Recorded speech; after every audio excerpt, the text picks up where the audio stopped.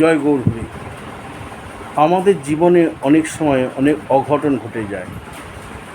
এই অঘটন যদি ঘটে যায় তাহলে আমরা কিভাবে নিজেদেরকে তৈরি করব, দুশ্চিন্তা মুক্ত হব।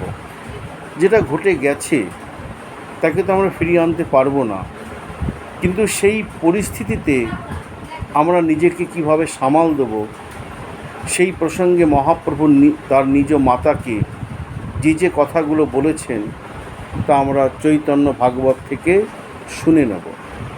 চৈতন্য ভাগবতে মহাপ্রভু বললেন, প্রভু বলে, মাতা দুঃখ ভাবো কি কারণে, ভবিতব্য যে আছে সে খণ্ডিবে কেমনে, এই মতো কালো গতি কেহ কারো নহে, অতএব সংসার অনিত্য বেদে কহে, ঈশ্বরের অধীন সে সকল সংসার, সংযোগ বিয়োগকে করিতে পারে আর, অতএব যে হইল ঈশ্বর ইচ্ছায়, হইল সে কার্য আর দুঃখ কেনে তাই।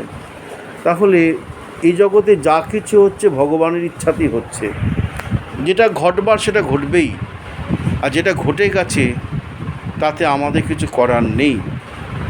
তাই এই যে মহাপ্রভুর কথাগুলো আমরা শুনলাম, যদি এগুলো আমাদের জীবনে প্রয়োগ করতে পারি তাহলে আমরা অনেক অনেক দুশ্চিন্তা মুক্ত হব এবং জীবন পথে আমরা এগিয়ে যেতে পারব। জয় গৌর, জয় নিতাই।